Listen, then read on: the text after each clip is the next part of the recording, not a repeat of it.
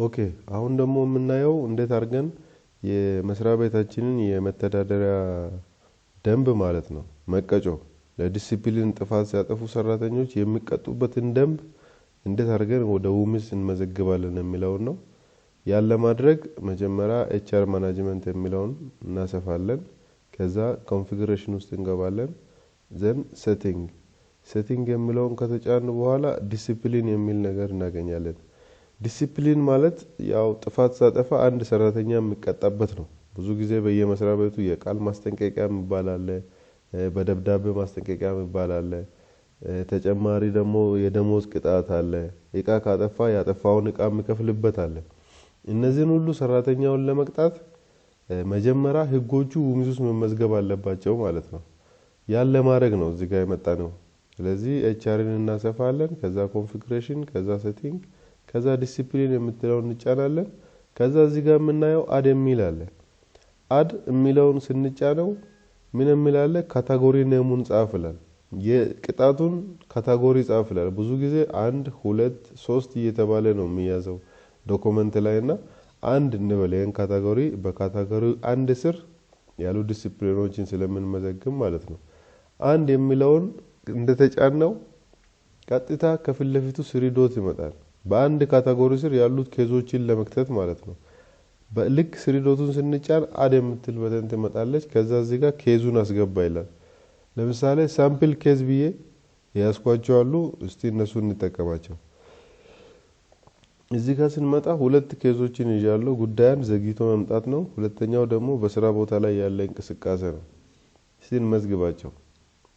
ኬዝ 1 ዘግይቶ መምጣት ኮፒ እናደርግና እዚህ ጋር ኬዝ 1 ብለን ፔስት አድርገን ሳብሚት እንላለን። ልክ የኛውን ሳብሚት ባልን ስር በአንድ ካታጎሪ ስር ቀጥታ ያስገባልናል ማለት ነው።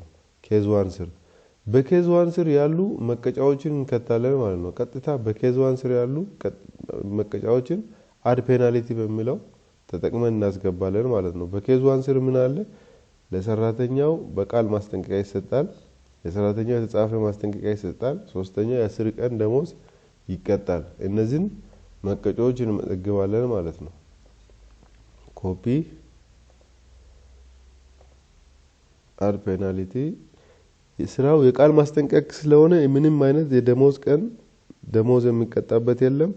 አዲሽናል አማውንትም የለውም። ስለዚህ ሳብሚት እንላለን ማለት ነው። ሁለተኛ ደግሞ በጽሁፍ ማስጠንቀቂያ ይሰጣል የሚለው ነው። እሱንም አድ ፔናልቲ ብለን እናስገባለን። የጽሁፍ ስለሆነ ምንም የሚቀጣው ደሞዝ የለም፣ ዜሮ ነው። አዲሽናል አማውንት የሚከፍለውም የለም። ሳብሚት እንላለን። ሶስተኛው ደግሞ ምን ይላል? የ10 ቀን ደሞዝ ይላል።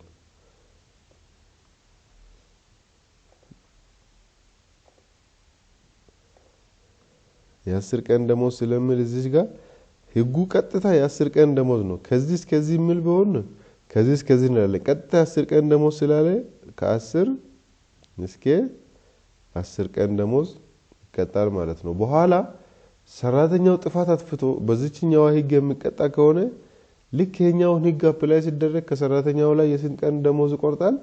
የ10 ቀን ደሞዝ ይቆርጣል ማለት ነው። ኦኬ ሌላ እንደገና ሌላ ካታጎሪ እንቀጥል። አድ እናርግና እዚህ ጋር ሁለተኛውን ካታጎሪ እንቀጥላለን። በስራ ቦታ ላይ እንቅስቃሴ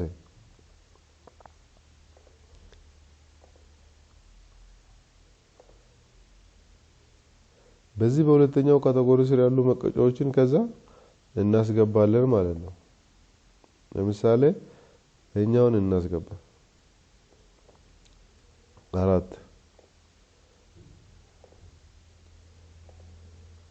ምንድነው የሚለው? የ20 ቀን ደሞዝና ያጠፋው ንብረትን ይከፍላል።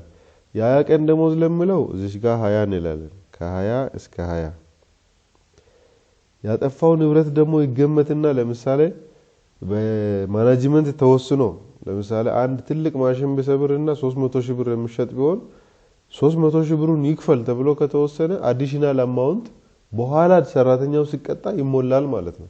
አዲሽናል አማውንት እዚህ ጋር አክቲቭ ከሆነች ከ20 ቀን ደሞዝ በተጨማሪ ያጠፋው ንብረትንም ስለሚከፍል አዲሽናል የሚቀጣል የምትለዋንችን ራይት አድርገን ሳብሚት እናደርጋለን ማለት ነው። ሶ በዚህ መልኩ ያሉንን እያንዳንዱን ዲሲፕሊን ኬዞቻችንን መመዝገብ እንችላለን ማለት ነው